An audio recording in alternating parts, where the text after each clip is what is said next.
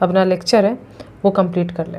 Okay okay, so quadratic equation का अगर मैं तुमसे बेसिक्स पूछूं तो यू ऑलरेडी नो कि क्वाड्रेटिक इक्वेशन, क्योंकि हम लोग एक वेरिएबल वाला कर रहे होते हैं, और तुम चिंता मत करना, पूरे क्लास 10 के जर्नी में तुमको 1 वेरिएबल वाला ही करना है, जो कि कुछ ऐसा दिखता है, ax² + bx + c = 0।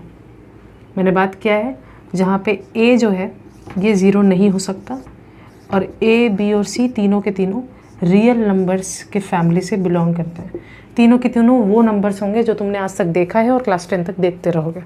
ठीक है, अब हम आगे बढ़ जाएंगे और डिस्कशन करेंगे 6 का नंबर 1 का।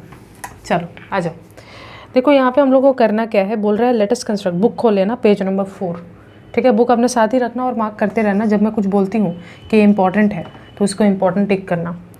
बोल रहा है let us construct the quadratic equations in 1 variable from the following statements. हमारे सामने कुछ स्टेटमेंट्स रखे जाएंगे, उन स्टेटमेंट को देखते हुए हमें क्वाड्रेटिक इक्वेशन फॉर्म करना है। 1-2 क्वेश्चन करेंगे फिर आइडिया लग जाएगा। ध्यान देना ये ईजी नहीं होगा, इसलिए इसको मैक्सिमम, जैसे आज अभी करोगे ना तो इसको आज एक बार मेरे साथ कर लेना और उसके बाद कल भी इसको एक बार रीप्रैक्टिस करना, क्योंकि ये ईजी नहीं होता है, थोड़ा ब्रेन को समझने में समय लगता है इसको। ठीक है, बोल रहा है the length of a diagonal, पहला question, the length of the diagonal of a rectangular area is 15 metre and the length exceeds its breadth by 3 metre. मतलब क्या है? मतलब है मान लो ये एक रेक्टेंगुलर एरिया है। एक रेक्टेंगल क्या होता है? एक रेक्टेंगल एक ऐसा शेप होता है जिसके 2 ऑपोजिट साइड्स का जो लंबाई होता है वो बराबर होता है। फॉर एग्जांपल इसका लंबाई और इसका लंबाई सेम है, और इसका लंबाई और इसका लंबाई भी सेम है, यानी ये और ये सेम है, ये और ये सेम है। ठीक है, जो लंबा वाला साइड होता है उसको हम लोग लेंथ बोलते हैं, जैसे ये लेंथ है, और जो छोटा मतलब इसके मुकाबले तो छोटा ही है ना, इस साइड को हम लोग ब्रेथ बोलते हैं, ये ब्रेथ है। ठीक है जी, तो ये लेंथ है, ये ब्रेथ है। ओके, डायगनल क्या होता है? डायगनल होता है कि एक कॉर्नर पॉइंट से अगले कॉर्नर पॉइंट तक का दूरी, ये जो पूरा लंबाई मिला ये डायगनल है। ये वाला भी ले सकते हो, ये भी डायगनल है। यानी डायगनल का सिंपल मतलब होता है तुम 2 जो कॉर्नर पॉइंट्स हैं उनसे तुम दूरी नापना शुरू कर दो, दैट इज़ डायगनल। अच्छा दीदी और बताइए, तो तुमको यहीं पे कुछ डेटा दिया हुआ है कि एक रेक्टेंगुलर एरिया है, उस रेक्टेंगुलर एरिया का जो डायगनल का लेंथ है वो 15 मीटर है। तो लिख लेते हैं, length of the diagonal of the rectangular area, जो रेक्टेंगुलर एरिया है उसका डायगनल का जो लेंथ है वो कितना है? 15 मीटर। ठीक है, फिर क्या है? The length exceeds its breadth by 3 metre. अब यहाँ पे थोड़ा सा ट्रिकी है, लोग इसको समझ नहीं पाते। तुमको दिया क्या, ज़रा समझो। एक रेक्टेंगल है तुम्हारे सामने, इस रेक्टेंगल का डायगनल 15 मीटर दिया हुआ है। ठीक है, मैंने लिख लिया। अब ये रेक्टेंगल है, दिख रहा होगा, सॉरी स्क्वायर जैसा दिख रहा होगा ना, ये कुछ ऐसा बना दिया। तो ये लेंथ है, ये ब्रेथ है और ये डायगनल है। डायगनल 15 मीटर दिया हुआ है। लेंथ कितना ये मुझे नहीं पता, लेंथ जो है वो कितना है ये मुझे नहीं पता, कुछ भी हो सकता है, मैं अभी एक्स नहीं लिख रही, कुछ भी हो सकता है लेंथ। बस ये शर्त है कि जितना भी ब्रेथ है, ब्रेथ का लंबाई जितना भी है, लेंथ का लंबाई उससे 3 ज़्यादा है। क्या मतलब? मतलब ये, जैसे एक एग्जांपल दे रही हूँ, अगर ब्रेथ 10 मीटर है तो लेंथ 10 + 3 13 मीटर होगा। ये जस्ट वैल्यू मैं एग्जांपल समझाने के लिए बता रही हूँ। अगर ब्रेथ 20 मीटर है तो लेंथ 20 + 3 23 मीटर होगा। यानी ब्रेथ जितना भी है लेंथ उससे 3 ज़्यादा है। फिर से सुनना, ब्रेथ जितना भी है लेंथ उससे 3 ज़्यादा है। अब प्रॉब्लम क्या है कि ब्रेथ तो पता है नहीं ना, ब्रेथ तो मालूम नहीं है, तो ब्रेथ को हम लोग x ले लेते हैं। हम मान लेते हैं कि ब्रेथ x है, तो लेंथ क्या हुआ होगा? लेंथ x + 3 होगा। बहुत सारे लोग जब सुनते हैं ना the length is more by 3, उनको लगता है कि लेंथ 3x होगा। नहीं, 3 × x नहीं बोला गया है, कि ब्रेथ का 3 गुना नहीं बोला है, ब्रेथ से 3 ज़्यादा है, ब्रेथ से 3 मीटर ज़्यादा है। यानी ब्रेथ जितना भी होगा उतना +3 मीटर कर देंगे तो हमको लेंथ मिल जाएगा। ब्रेथ अगर 100 मीटर होगा तो ब्रेथ 103 मीटर होगा। बात समझ में आ गई? इस तरीके का हलचल। तो हम यहाँ लिख लेते हैं let the breadth be x metre. Breadth को x मान लिया, देयरफॉर लेंथ कितना होगा? द लेंथ वो ब्रेथ का 3 ज़्यादा होगा, है ना। लंबाई तो डेफिनेटली ब्रेथ चौड़ाई से लंबाई होता है ना, तो लेंथ x+3 है जबकि ब्रेथ x था। अब क्या है ना, लेंथ और ब्रेथ का यूज़ करके डायगोनल निकाला जाता है। डायगोनल निकालने का एक फॉर्मूला होता है, डायगोनल का फॉर्मूला होता है √L² प्लस ब्रेथ स्क्वायर, और जो भी यूनिट है वो मीटर लिख दो। जैसे यहाँ पे मीटर यूज़ हो रहा है तो मीटर, यानी अगर तुमको ना समझना, अगर तुमको लेंथ बता दिया जाए और ब्रेथ बता दिया जाए तो तुम इस फॉर्मूला के सहारे से डायगोनल का लंबाई निकाल सकते हो, ठीक है। इस क्वेश्चन में लेंथ कितना है? इस क्वेश्चन में लेंथ है x+3, तो उसका होल स्क्वायर। इस क्वेश्चन में ब्रेथ कितना है? x है, तो x का स्क्वायर। यानी कि डायगोनल कितना होगा इस क्वेश्चन के हिसाब से? √x+3 का स्क्वायर प्लस x का स्क्वायर होगा। लेकिन मुझे डायगोनल तो दिया हुआ है 15 मीटर। मतलब क्या है, कहानी को समझना। एक रेक्टेंगुलर एरिया है जिसका ब्रेथ है x मीटर, उसका लेंथ है x+3 और उसका डायगोनल 15 मीटर दिया हुआ है। अगर ये नहीं भी दिया होता 15 मीटर तो मैं कैसे निकालती? √लेंथ का स्क्वायर प्लस ब्रेथ का स्क्वायर। अब ये साफ है कि इस फॉर्मूला को सॉल्व करके मुझे डायगोनल का 15 मिल जाना चाहिए, क्योंकि इस फॉर्मूला को सॉल्व करके डायगोनल का लंबाई मिलता है और डायगोनल का लंबाई गिवन है 15 मीटर। इसीलिए अब हम इसके नीचे लिखते हैं ATP। तो ये मैं मिटा रही हूँ, इसके नीचे लिखा जाएगा ATP, यानी कि अकॉर्डिंग टू द प्रॉब्लम ये जो डायगोनल का लंबाई मिला है तुमको, ये डायगोनल का लंबाई बराबर आना चाहिए 15 के।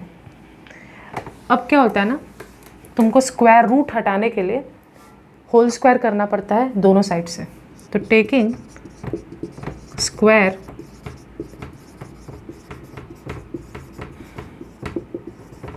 ऑन बोथ साइड्स, तो क्या हो जाएगा?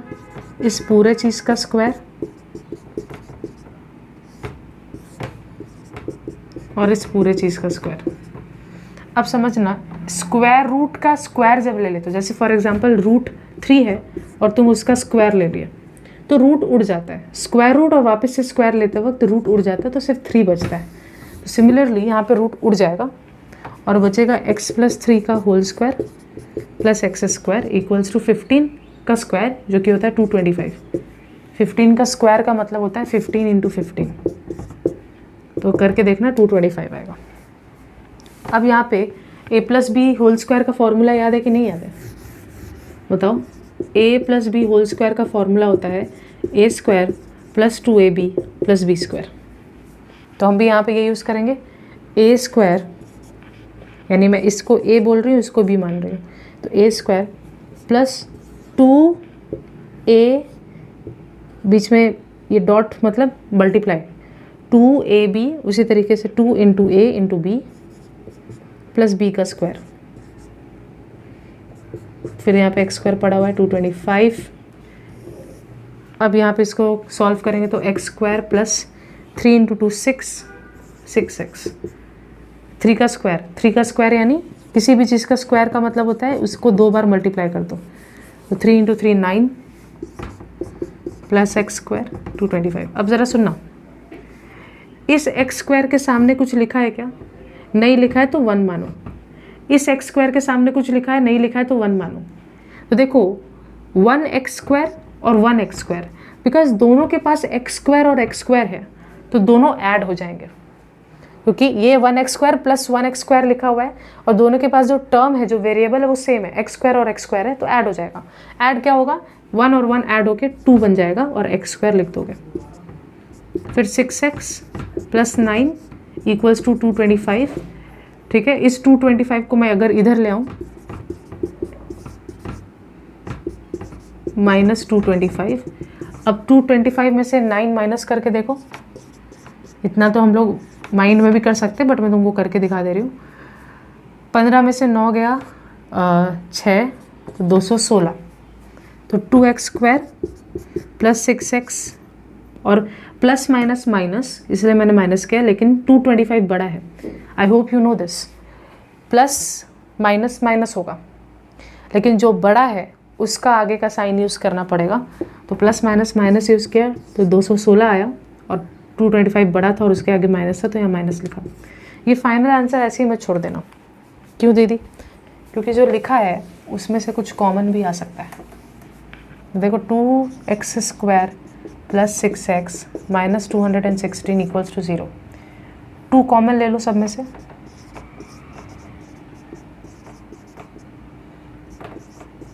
दीदी कॉमन लेना नहीं आता, कुछ भी नहीं, 2 बाहर खींचो और हर एक नंबर को 2 से डिवाइड कर दो। तो अगर मैं 2 बाहर खींच लूँ और हर एक नंबर को 2 से डिवाइड करूँ तो 2 / 2 1 बचेगा, 6 / 2 3 बचेगा, 216 / 2 108 बचेगा। अच्छा, अब ये जो 2 बाहर है इसका मतलब क्या है कि 2 × दिस लिखा हुआ है। बाहर खींचने का मतलब क्या है कि ये बाहर मल्टीप्लाइड के फॉर्मेट में। अब मैं इसको उस साइड भेजूंगी, तो जो चीज़ मल्टीप्लाई होता है वो उस साइड जाके डिवाइड होने लगता है। तो इसका मतलब है ये कुछ ऐसा होगा, ये डिवाइड होने लगा। और 0/anything, किसी भी नंबर को जब तुम 0 से डिवाइड करते हो तो वो 0 हो जाता है। मतलब 0 को किसी भी नंबर से डिवाइड करोगे तो 0 दिखाई देगा। लेट्स टॉक अबाउट 6 का नंबर 2। अब इस क्वेश्चन को रीड करने से पहले मैं कुछ बातें बताना चाहती हूँ, समझना, मीनिंग को समझना। मान लो मैंने तुमको बोला कि मैं 10 kg चीनी खरीदी और 10 kg चीनी खरीदने के लिए मुझे 80 रुपीज़ पे करना पड़ा। 10 kg चीनी खरीदने गई मार्केट में और मेरे को 80 रुपये पे करना पड़ा। तो हर 1 kg का दाम कितना होगा, कैसे निकालेंगे? तो 80 को 10 से डिवाइड कर देंगे तो 8 रुपये। ये क्या मतलब हुआ कि हर 1 kg का दाम है 8 रुपये। क्या यहाँ तक कहानी क्लियर है? अगर मैं तुमको बोल रही हूँ कि मैंने 10 kg चीनी खरीदा और उसके लिए मैंने 80 रुपये दिया है, इसका मतलब हर 1 kg के लिए मैंने 8 रुपये दिया है। मीनिंग क्लियर है? अब मैं तुमको बोल रही हूँ कि पता है मैंने खर्चा, ये हो गया, इसको दिमाग के अलग पिटारे में रखो। अब मैं तुमको बोल रही हूँ कि पता है मेरा खर्चा अभी भी 80 रुपये ही है, लेकिन पता है 80 रुपये में मैंने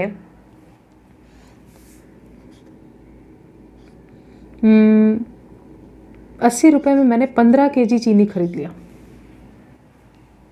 मेरा अभी भी टोटल खर्चा 80 है, लेकिन 80 रुपये में मैंने 15 kg चीनी खरीद लिया।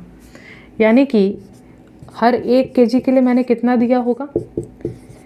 हर 1 kg के लिए 80/15, जो कि अगर मैं डायरेक्टली अपने कैलकुलेटर के सहारे करूं तो 80/15 इज़ 5.33 रुपीज़। तुमने क्या नोटिस किया?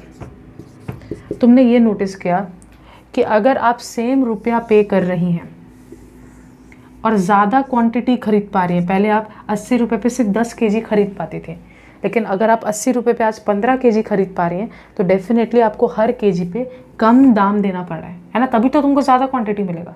जब दाम सस्ता होगा तभी तो तुम ज़्यादा क्वांटिटी खरीद पाओगे, है नहीं है? बात बताओ, ये बात क्लियर है कि नहीं है? बस यही मुद्दा है, इसी का यूज़ करना है हमें। बस प्रॉब्लम यहाँ पे क्या होगा कि यहाँ इस क्वेश्चन के अंदर तुमको नहीं बताया गया कि तुम कितना kg खरीद रहे हो। इस क्वेश्चन के अंदर जो भी मैं रीड करूँगी कुछ ऐसा होगा कि मैं x kg खरीद रही हूँ, इस पूरे को मिटा रही हूँ, सुनना, मैं x kg खरीद रही हूँ जिसके लिए मैं 80 रुपये पे करती हूँ। तो हर 1 kg पे कितना रुपये पे कर रही होंगी, कैसे निकालेंगे? 80/x। भाई अभी तो निकाला था कि 10 kg पे 80 रुपये पे कर रहे हैं तो 1 kg पे 80/10, तो यहाँ 10 ना होके x बोल रहे हैं। सिमिलरली केस 2 यहाँ पे बनेगा कि जहाँ पे मैं अब 4 kg और ख़रीद पा रही हूँ सेम 80 रुपये पे। जैसे मैं 5 kg खरीद पा रही थी, 15 kg खरीद पा रही थी, वैसा टाइप का। तो 5 kg और वहाँ पे खरीद पा रही थी उस एग्जाम्पल में, यहाँ पे 4 kg और ख़रीद पा रही हूँ, लेकिन तो मेरे को हर 1 kg पे कम दाम चुकाना पड़ रहा होगा। कितना, उसके लिए मुझे डिवाइड करके निकालना होगा। बात समझ पाए? बस वैसे ही क्वेश्चन है। और कितना रुपए पर kg दाम घट गया, पर kg का दाम यहाँ पे कम हो गया होगा ना, क्योंकि यहाँ पे मैं ज़्यादा kgs खरीद पा रही हूँ 80 रुपये खर्च करके, तो यहाँ पे हर 1 kg पे दाम कम हो गया होगा। तो यहाँ पे बोला जा रहा है कि 1 रुपये से हर एक केजी का दाम गिर गया, 1 रुपये का फॉल है।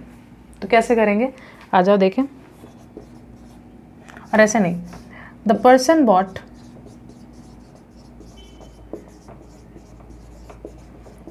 X kg sugar फॉर ₹80, 80 रुपये खर्च करके X kg शुगर खरीदा। Therefore he bought 1 kg for, 1 kg के लिए उसने कितना दिया होगा, 80/X। ठीक है। फिर सेकंड केस बोल रहा है, ये केस 1 है। केस 2 बोल रहा है द पर्सन बॉट X + 4, यानी पहले जितना खरीदता था उससे 4 kg और खरीद पा रहा है सेम 80 रुपये के खर्चे में।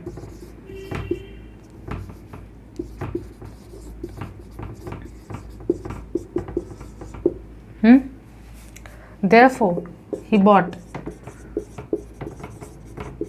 तो 1 kg के लिए उन्होंने कितना रुपए दिया होगा, 80/X + 4। तो डेफिनेटली 1 kg का दाम, जैसे जो हम लोग केस किए थे उसमें 1 kg का दाम निकला था 8 रुपये और सेकेंड केस में निकला था 5.33। तो डेफिनेटली पर केजी सस्ता हो गया था। तो यहाँ पे भी पर केजी सस्ता हो गया दाम। बहुत सारे लोगों को लगता है दीदी यहाँ पे प्लस है तो ये दाम ज़्यादा होगा। डिनोमिनेटर में प्लस है भाई। मैं तुमसे एक सवाल पूछूंगी, 1/2 बड़ा है या फिर 1/4 बड़ा है? क्या बड़ा है? अगर मैं तुमसे पूछती 2 और 4 में, 2 और 4 में कौन बड़ा है, तो डेफिनेटली 4 बड़ा है। लेकिन मैं तुमसे पूछ रही हूँ 1/2 और 1/4 में कौन बड़ा है, तो तुम्हारा आंसर क्या होगा? तो बात ज़रा ध्यान से सुनना। 1/2 का मतलब है, मान लो तुम इमेजिन करो एक रोटी है, उस रोटी का मैंने 2 टुकड़ा किया, तो टुकड़े का साइज तुमको इमेजिन हो रहा है। सेम उसी रोटी का अगर मैं 4 टुकड़ा कर दूँ तो क्या टुकड़े का साइज छोटा नहीं हो जाएगा? इसलिए याद रखना कि डिनोमिनेटर जब बढ़ता है तो टुकड़े का साइज छोटा हो जाता है। एक रोटी का 2 टुकड़ा करूँगी तो टुकड़ा इतना इतना मिलेगा, लेकिन सेम एक ही रोटी का 4 टुकड़ा करी तो टुकड़े का साइज छोटा हो जाएगा ना। इसीलिए जब फ्रैक्शन में डिनोमिनेटर बढ़ जाता है, यहाँ पे x है लेकिन यहाँ पे x + 4 है, तो इसका वैल्यू छोटा हो जाता है। डेफिनेटली अगर आप 80 रुपये में x kg खरीद सकती हैं और आज 80 रुपये में x + 4 खरीद पा रही हैं, तो पर kg दाम घटा है। और यहाँ बता रहे हैं कि पर kg दाम 1 रुपये से घटा है। इसका मतलब अगर इसका दाम 8 रुपये है तो इसका दाम 7 रुपये है, 1 kg से घटा है। तो अब मैं इसके लिए इक्वेशन कैसे फ्रेम करूँ ज़रा देखना। यहाँ पे लिख रही हूँ, इस जगह को यूटिलाइज कर रही हूँ। पहले पर केजी का दाम कितना आ रहा है, 80/x, और अब पर केजी का दाम कितना आ रहा है, 80/x + 4। तो पहले का दाम जो आया मान लो 8 रुपये और अब के दाम जो आया मान लो 7 रुपये, दोनों को अगर मैं माइनस करूँ पहले के दाम में से अब का दाम, तो 1 रुपये मिलना चाहिए। दीदी 1 रुपये कैसे? क्वेश्चन रीड करो ज़रा ध्यान से। क्वेश्चन में क्या बोला लास्ट सेंटेंस, ज़रा देखो तो। क्वेश्चन में लास्ट सेंटेंस में बोला है, if he would get 4 kg more sugar with the money, then the price of 1 kg sugar would be less by 1 rupee। 1 रुपये का फ़र्क आ जाएगा, 1 रुपये कम देना पड़ेगा इस केस में। तो अब क्या करते हैं, 80 कॉमन ले लेते हैं। न्यूमरेटर में से 80 कॉमन लिया तो 1/x।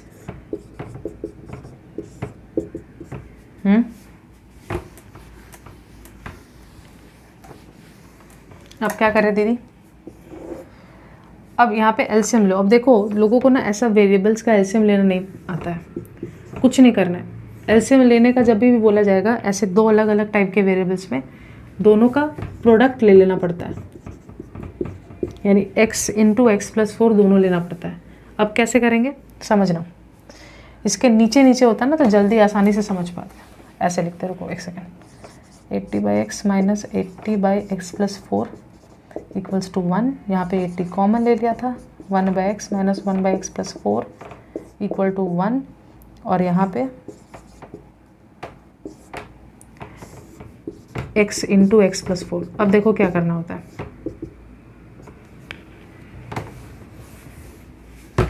इस पूरे के पूरे हिस्से को इससे डिवाइड करो। क्या मतलब, माइंड में, अभी माइंड में ये चीज़ करना, जो मैं लिख रही हूँ ये चीज़ माइंड में करना होता है। ये जो पूरा एलसीएम आया उसको इससे डिवाइड कर दो, कि ये इनटू लिख रही हूँ, यानी ये जो पूरा हिस्सा है उसको इससे डिवाइड किया तो ये कट जाएगा, यानी इन और इसमें जो कॉमन दिख रहा है वो कट जाएगा और जो अनकॉमन है वो बचा रहेगा। उसको न्यूमरेटर से मल्टीप्लाई करना। अभी न्यूमरेटर 1 है तो 1 ही रहने दो, माइनस इस पूरे ढांचे को अब इससे डिवाइड करो। इससे डिवाइड करेंगे तो ये और ये कट जाएगा, x बचेगा माइनस में।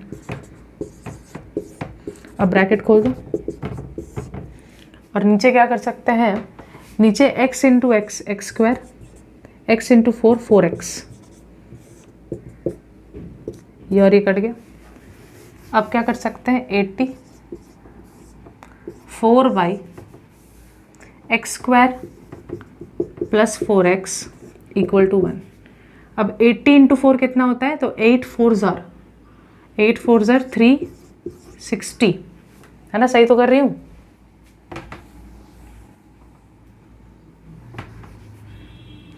एट 4 ज़ार 320, नीचे x square plus 4x equals to 1। अब क्रॉस मल्टीप्लाई अगर मैं कर दूँ तो 320 equals to x square plus 4x।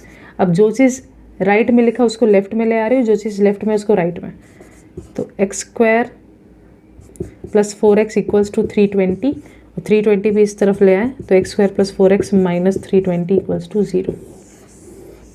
यानी लास्ट में ना इक्वेशन जब तुम बनाओगे तो राइट साइड में 0 रख के छोड़ना। I hope this is visible. एक सेकेंड, हाँ ठीक है, तो ये तुम्हारा फाइनल आंसर होगा ये, ठीक है। तो छोटा सा बात ये है कि मान लो ये पॉइंट ए है और तुमको जाना है पॉइंट बी तक, तो ये जो दूरी तुम कवर करोगे उसको हम लोग डिस्टेंस बोलते हैं। जो टाइम लगेगा उसको डेफिनेटली हम लोग टाइम बोलते हैं और इसको टी से रिप्रेजेंट करते हैं, डिस्टेंस को डी से। और मान लो अगर तुम गाड़ी चला के जा रहे हो या कोई भी तरीका ले रहे हो जाने का, वॉकिंग छोड़ के और कोई तरीका ले रहे हो ट्रांसपोर्टेशन का जाने के लिए, तो हम लोग स्पीड नापेंगे। अब रियल लाइफ में क्या होता है, रियल लाइफ में हर समय स्पीड सेम नहीं होता है। जैसे हम लोग अपने पापा के साथ जब जाते थे स्कूल बचपन में, तो होता था ना कि ट्रैफिक मिल गया तो थोड़ा गाड़ी का स्पीड कम करना पड़ेगा, फिर जब ट्रैफिक नहीं है तो एकदम धड़ाके से स्पीड के साथ चलाना पड़ेगा। तो रियल लाइफ में स्पीड चेंज होता रहता है, लेकिन हम लोग अपने आप के सिंप्लिसिटी के लिए यहाँ अज्यूम करेंगे कि जो स्पीड है वो हर स्टेज में सेम है। हम लोग यहाँ पे मान के चलेंगे कि हर पड़ाव में स्पीड यूनिफॉर्म है। यूनिफॉर्म का मतलब सेम, यानी हर पड़ाव में तुम सेम स्पीड के साथ चल रहे हो, स्पीड में डिफरेंस नहीं आ रहा है। ये हम मान के चल रहे हैं, ये अजम्पशन है, ठीक है। अजम्पशन मतलब मान्यता है। ये क्यों दीदी ऐसा क्यों मान रहे हैं, क्योंकि चेंजिंग स्पीड के साथ डील करना हम क्लास 10 में नहीं सीखते। ये क्लास 11-12 का टॉपिक आता है, ये क्लास 10 में नहीं सीखा जाता। इसलिए क्लास 10 में हम जो स्पीड लेते हैं पूरे के पूरे डिस्टेंस तक, वो हम सेम मानते हैं। अब स्पीड कैसे नापा जाता है, स्पीड इस तरीके से, मान लो स्पीड लिखा हुआ है 5 किलोमीटर पर आवर। इसका मतलब बता सकते हो? इसका मतलब है कि हर 1 घंटे में तुम 5 किलोमीटर का दूरी तय कर रहे हो। हर 1 घंटे में तुम 5 किलोमीटर का दूरी तय कर रहे हो, स्पीड का ये मतलब होता है। और भी कुछ बात बता देते हैं। जैसे मान लो मैंने तुमको बोला कि मेरा स्पीड है 5 किलोमीटर पर आवर और मुझे जो डिस्टेंस तय करना है वो डिस्टेंस है 100 किलोमीटर। तो मुझे कितना टाइम लगेगा, मुझे कितना टाइम लगेगा? तो तुम बोलोगे कि देखो भाई, तुम 5 किलोमीटर पर आवर के रफ्तार से जब जाओगे तो तुम 100 किलोमीटर तुम बोलोगे कि जब तुम 1 घंटा मतलब जब तुम 1 घंटा ट्रैवल करोगे तो तुम 5 किलोमीटर का दूरी तय कर पाओगे, क्योंकि स्पीड कितना है, स्पीड है 5 किलोमीटर पर आवर। इसका मतलब क्या हो गया कि हर 1 घंटे में मैं 5 किलोमीटर तक तय करेंगे। ठीक है जी, ओके। इसका मतलब है उल्टा भी लिख सकते हैं कि 5 किलोमीटर का डिस्टेंस तय करने के लिए मुझे 1 घंटा लगेगा, क्योंकि मेरा स्पीड 5 किलोमीटर पर आवर है। इसका मतलब हर 1 घंटे में मैं 5 किलोमीटर डिस्टेंस ट्रैवल करूँगी। उल्टा भी बोल सकते हैं, 5 किलोमीटर का डिस्टेंस ट्रैवल करने के लिए मुझे 1 घंटा डेडिकेट करना पड़ेगा। तो हर 1 किलोमीटर पे मुझे कितना समय लगेगा?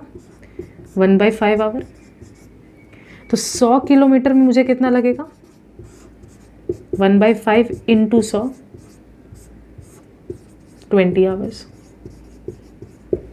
बट दीदी ये कोई लंबा प्रोसेस नहीं हो गया एक चीज़ को निकालने का? बिल्कुल हो गया, बिल्कुल डेफिनेटली ये एक लंबा प्रोसेस है। तो दीदी कुछ शॉर्टकट बताइए। शॉर्टकट ये है कि टाइम निकालने के लिए डिस्टेंस बाय स्पीड कर देना होता है। आपको कितना डिस्टेंस ट्रैवल करना है? 100, और आप हर 1 घंटे में कितना डिस्टेंस ट्रैवल कर पाती हैं? तो स्पीड के फॉर्मूला से पता चल रहा है हर 1 घंटे में 5। तो इस हिसाब से मुझे 20 घंटे लगेंगे। मुद्दा समझ पाए? तो ये फॉर्मूला बस तुमको एक ठो याद रखना होगा जीवन भर के लिए कि time is equal to distance by speed. अब इसके बलबूते तुम कोई भी फॉर्मूला निकाल सकते हो। अगर फॉर एग्जांपल तुमको स्पीड निकालना हो तो कैसे निकालोगे? इस फॉर्मूला में स्पीड को इधर भेज दो और टाइम को नीचे, तो निकल जाएगा speed equals to distance by time. अगर तुमको डिस्टेंस निकालना हो तो कैसे करेंगे? इस फॉर्मूला में जो चीज़ निकालना है उसको छोड़कर बाकी सब कुछ उधर भेज दो। जैसे डिस्टेंस को इधर छोड़ के इसको इधर भेज देंगे तो डिस्टेंस हो जाएगा स्पीड इनटू टाइम। तुमको एक ही याद रखो, तुम distance equals to speed into time याद रख लो, बाकी सब कुछ अपने आप तुम डिराइव कर लोगे। ये तो बचपन का चीज़ था, इसलिए मैं थोड़ा फास्ट गई क्योंकि ये पता होना चाहिए। अब आ जाओ क्वेश्चन नंबर 3 के ऊपर।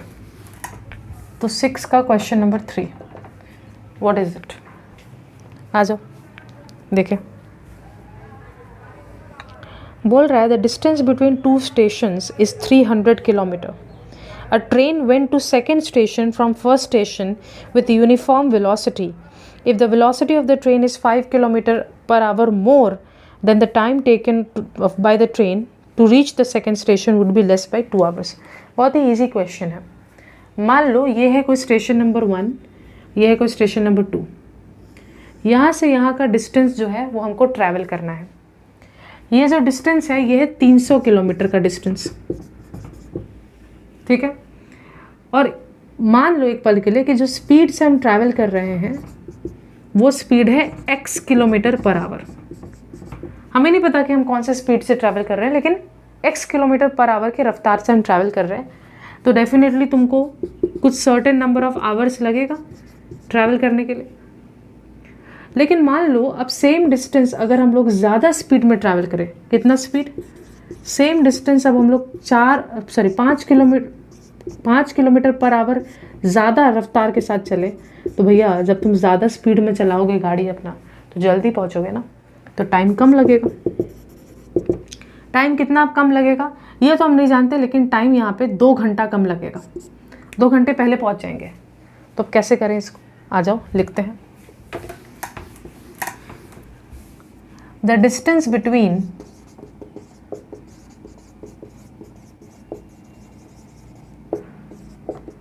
स्टेशन 1 या station A and station B is equal to 300 kilometre, ठीक है। Case 1, the speed of the, मैं किससे जा रही हूँ, कार या ट्रेन, क्या था, एक second,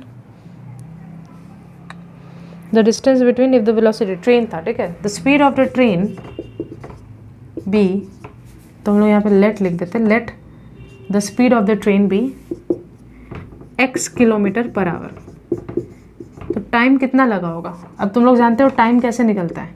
time is distance by speed, distance है 300, स्पीड है x, तो टाइम 300/x आवर्स लगा होगा। मुझे नहीं पता कितना, बट 300/x आवर्स। केस 2 क्या हो गया? केस 2 बोल रहा है the speed of the train, train ज़्यादा रफ्तार के साथ चल रहा है, पहले जिस रफ्तार के साथ चल रहा था उसमें 5 km/h और तेज हो गया, ठीक है जी। तो टाइम कितना लगा हुआ होगा? डिस्टेंस तो सेम है 300, तो टाइम कैसे निकलता है? डिस्टेंस बाय स्पीड, डिस्टेंस है 300, स्पीड है x + 5, इतने घंटे लगे हुए होंगे। और फिर से अगर तुम भूल गए हो तो मैं बता दूं, डिनोमिनेटर बड़ा है यहाँ पे, इसलिए पूरा फ्रैक्शन का वैल्यू छोटा होगा। ऐसे भी समझ सकते हो, यहाँ ज़्यादा स्पीड में चल रहे हैं तो टाइम यहाँ कम लगेगा। कितना कम लगेगा? 2 घंटे। यानी कि अगर मान लो यहाँ पे 10 घंटे लग रहे हैं तो यहाँ 8 घंटे लगेगा, 2 घंटे कम लगेगा। तो हम लोग इसको कैसे लिखें? इसको लिखेंगे अकॉर्डिंग टू द प्रॉब्लम, ये जो टाइम लग रहा है अगर मैं इसमें से ये माइनस कर दूं, जैसे मान लो यहाँ 10 घंटे लग रहा है, यहाँ पे 8 घंटे लग रहा है, तो अगर मैं इसमें से माइनस कर दूं तो माइनस करके आना चाहिए 2, क्योंकि ये 2 घंटे कम लेता है। अब बिल्कुल वैसे ही सॉल्व करो जैसे पिछला वाला किया। 300 को कॉमन ले लेते हैं। ओह, x + 5, फिर हम लोग यहाँ पे एलसीएम ले लेते हैं। अब इस पूरे के पूरे चीज़ को जब हम लोग इससे डिवाइड करेंगे तो x + 5 बचेगा, और इस पूरे चीज़ को इससे डिवाइड करेंगे तो सिर्फ x बचेगा। मैं क्विक कर रही हूँ कि I hope you understand this. अब यहाँ पे क्या होगा? x + 5 - x, x² + 5x = 2। तो 300 × 5 डिवाइडेड बाई x² + 5x = 2। अब जिसको नहीं पता मैं इन्फॉर्म कर दूं, इक्वल टू के इस पार और इक्वल टू के इस पार, यानी लेफ्ट साइड और राइट साइड, न्यूमरेटर कट कर सकता है, डिनोमिनेटर कट कर सकता है। तो इक्वल टू के इस साइड अगर मैं कट करूं तो 2 × 1 = 2, और 2 के टेबल में ये 150 बार में है ना, 300 150 बार में आता है। तो 150 × 5, तो पहले तो अगर मैं इसको मल्टीप्लाई कर लूँ, 150 × 5, 5 0 = 0, 5 5 = 25, यहाँ पे 750 नीचे है x² + 5x = 1। क्रॉस मल्टीप्लाई कर लें तो 750 = x² + 5x। लेफ्ट को राइट को लेफ्ट में ले आ रहे हैं, लेफ्ट को राइट में, तो x² + 5x = 750।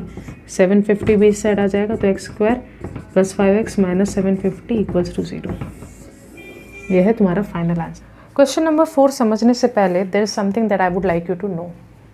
Suppose for example मैंने एक बुक खरीदा, मान लो, ठीक है, मैं बुक बेचने वाली बंदी हूँ, मैं बुक बेचती हूँ मान लो, और मैंने एक बुक खरीदा जिस बुक का खरीदने का दाम जो था, वो बुक का खरीदने का दाम को हम लोग बोलते हैं कॉस्ट प्राइस, जिसको लिखते हैं हम लोग CP से।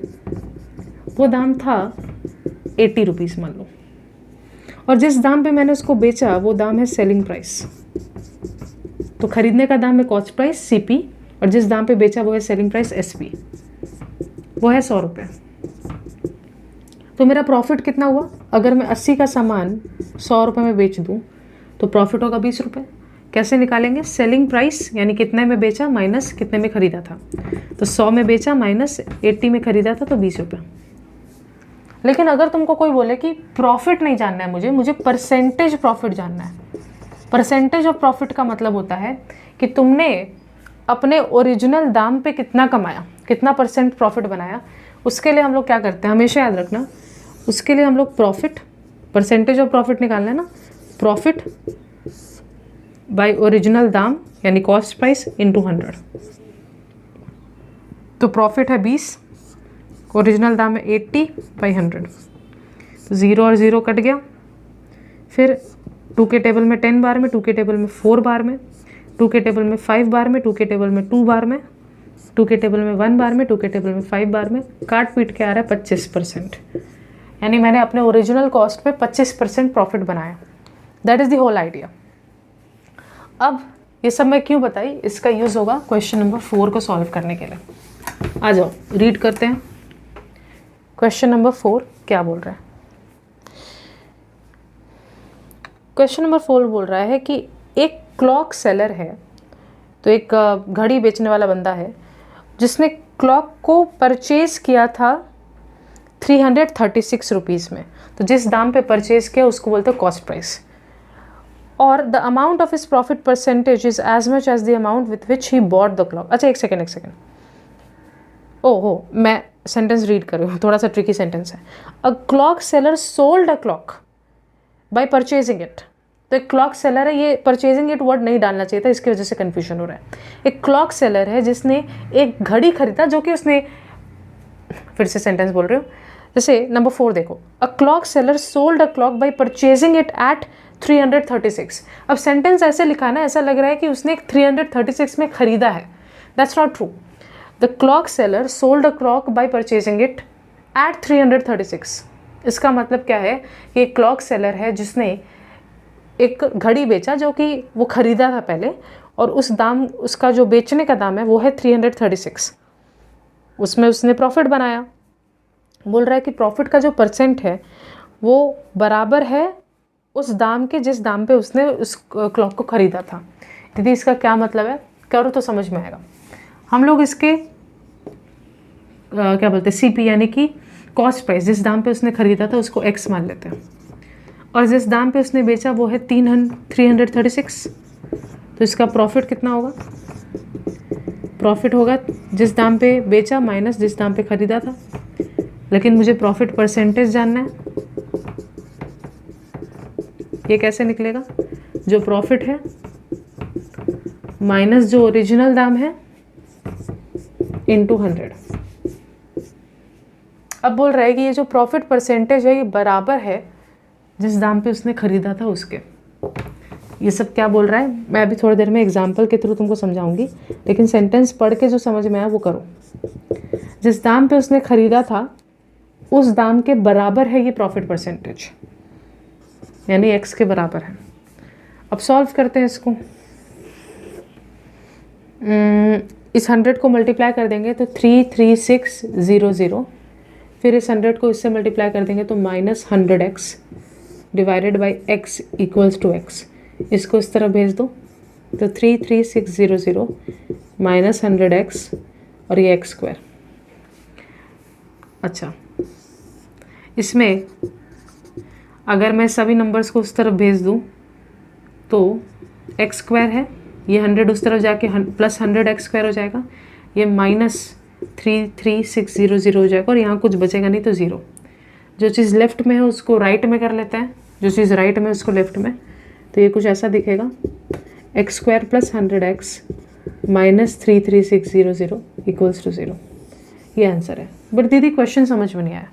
क्वेश्चन बस ऐसा है कि मान लो अगर ये प्रॉफिट परसेंटेज कमा रही थी, इसने कमाया 80% प्रॉफिट, तो बोलने का बस ये चेष्टा है कि जो उसने प्रॉफिट परसेंटेज कमाया जैसे 80%, ये बराबर है उसके ओरिजिनल दाम के। तो उसने 80 रुपये में कमाया, उस क्लॉक को ख़रीदा था, एग्जाम्पल समझा रही हूँ, उसने 80 रुपये में उस क्लॉक को ख़रीदा था और वो 80% प्रॉफिट कमा रही है। उसने 120 में वो क्लॉक को ख़रीदा था, 120% प्रॉफिट कमा रही है, कुछ ऐसा बात है। ओके, 6 का नंबर 5 करें, बट नंबर 5 करने से पहले ना मुझे कुछ बताना पड़ेगा। क्या बताना है आपको, एक्चुअली समझो इस बात को। मान लो ये एक नदी है और नदी का एक डायरेक्शन की तरफ नदी बहती है, तो मान लो ये नदी इस डायरेक्शन में बह रही है, तुम एक बोट लेके बैठे हो।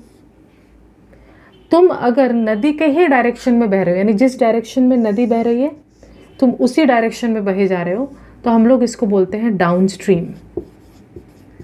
डाउन स्ट्रीम का मतलब है you are moving down in the same manner as the river is moving.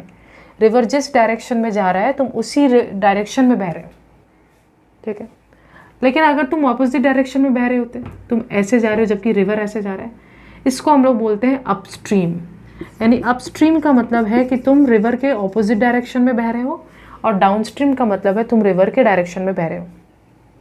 अब समझो, मान लो तुम डाउनस्ट्रीम बह रहे हो, रिवर जिस डायरेक्शन में बह रहा है तुम उसी डायरेक्शन में, तो डू यू नॉट रियलाइज कि दीदी मेरा बोट का अपना एक स्पीड होगा। मान लेते हैं हाथ से चलाने वाला बोट नहीं है, कोई ऐसा इंजन वाला बोट है, तो मेरा बोट का अपना एक स्पीड होगा और रिवर भी मुझे ठेल रहा है अपने स्पीड के साथ, तो दोनों का स्पीड मेरे साथ जुड़ जाएगा और मैं बहुत फास्ट आगे आगे बढ़ूंगा, इजंट इट।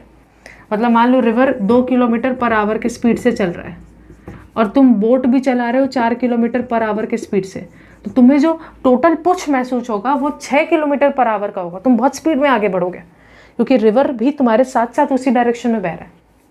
लेकिन ऑपोजिट डायरेक्शन में अगर तुम चलने का कोशिश कर रहे हो, रिवर बह रहा है मान लो 5 किलोमीटर पर आवर के रफ्तार से, और तुम रिवर के उल्टा डायरेक्शन में आ रहे हो, मान लो 2 किलोमीटर पर आवर के रफ्तार से, तो डू यू नॉट रियलाइज कि रिवर तुमको खदेड़ने की कोशिश कर रहा है और तुम रिवर को धक्का मार के ऑपोजिट डायरेक्शन में आ रहे हो, तो तुम्हारा स्पीड कम हो जाएगा क्योंकि तुम रिवर के ऑपोजिट डायरेक्शन में आ रहे हो। कितना कम हो जाएगा? रिवर 5 किलोमीटर पर आवर के रफ्तार से इधर बह रहा है, तुम 2 किलोमीटर, तो तुम्हारा एवरेज स्पीड 3 किलोमीटर हो जाएगा, कम हो जाएगा स्पीड। यानी जब तुम डाउन स्ट्रीम बहते हो, यानी रिवर के साथ के डायरेक्शन में बहते हो, तो तुम्हारा स्पीड रिवर का स्पीड एडअप हो जाता है और तुम जल्दी पहुंचते हो। लेकिन अगर तुम अपस्ट्रीम जाने की कोशिश करते हो तो तुम्हारा स्पीड और रिवर का स्पीड माइनस होने लगता है और तुम धीरे पहुंचते हो। ये बस दिमाग में रखना, इसी का यूज़ करना है हमें यहाँ पे। देखो बोल रहा है, if the velocity of the stream is 2 kilometres per hour then the time taken to Ratan Majhi to cover 21 kilometres in downstream and upstream is 10 hours. क्या है ज़रा समझते हैं। Speed of the stream, this is 2 kilometre per hour. Total जो river का distance तुम cover करने के बारे में सोच रहे हो वो है 21 kilometres. Total river distance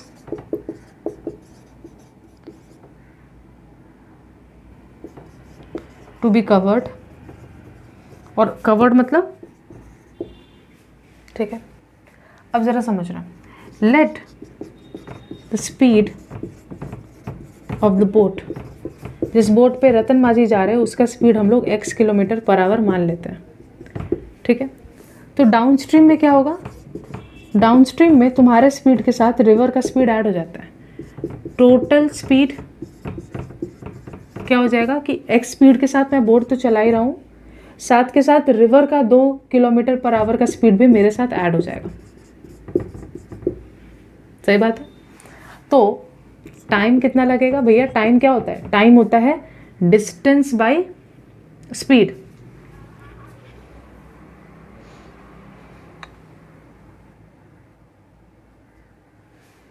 distance by speed. अब टोटल डिस्टेंस जो मुझे कवर करना है वह है 21 डाउन स्ट्रीम में। अच्छा, इसमें यहाँ पे एक छोटा सा बात याद रखना, जो नदी है ये 21 किलोमीटर का मतलब है जब तुम इस इधर से इधर जा रहे हो तो 21 किलोमीटर, और फिर यहीं से वापस आ रहे हो तो 21 किलोमीटर। लेकिन जब नीचे जाओगे तो उसको डाउन स्ट्रीम में बोलेंगे, और जब ऊपर आओगे तो उसको अप स्ट्रीम में बोलेंगे। नीचे जाना आसान है क्योंकि तुम रिवर के डायरेक्शन के साथ बह रहे होगे, लेकिन ऊपर आना मुश्किल है क्योंकि तुम रिवर के अगेंस्ट डायरेक्शन में बह रहे होगे। तो जब नीचे जाओगे तो तुम्हारा जो टाइम लगेगा वो होगा, टोटल डिस्टेंस 21 किलोमीटर सफ़र करना है, और जो स्पीड होगा वो तुम्हारा स्पीड और स्ट्रीम का स्पीड एडअप हो जाके इतना समय लगेगा। लेकिन वहीं पर अपस्ट्रीम में क्या होगा?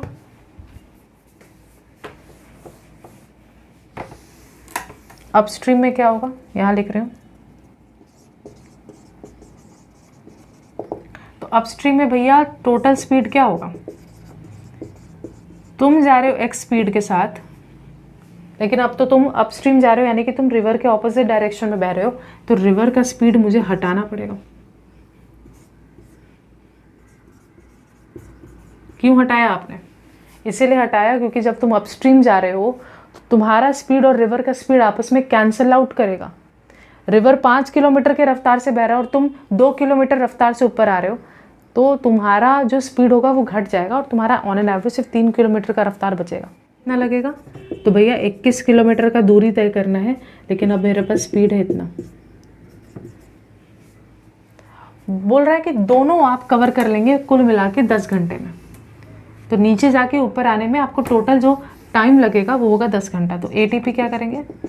आप डाउन स्ट्रीम जब गए तो आपको टाइम लगा इतना, आप जब अपस्ट्रीम आए तो आपको टाइम लगा इतना, दोनों मिला के आपको 10 घंटे लगेंगे। तो 21 बाहर निकाल लेते हैं।